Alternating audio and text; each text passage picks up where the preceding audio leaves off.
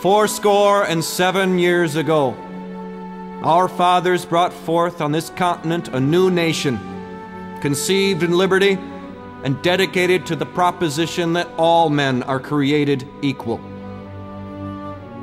Now we are engaged in a great civil war, testing whether that nation, or any nation so conceived and so dedicated, can long endure.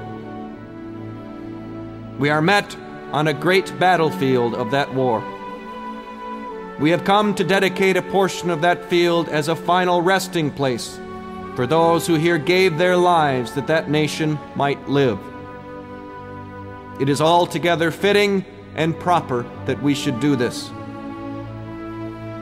But in a larger sense, we cannot dedicate, we cannot consecrate, we cannot hallow this ground. The brave men, living and dead, who struggled here, have consecrated it far above our poor power to add or detract. The world will little note nor long remember what we say here, but it can never forget what they did here. It is for us, the living, rather, to be dedicated here to the unfinished work which they who fought here have thus far so nobly advanced.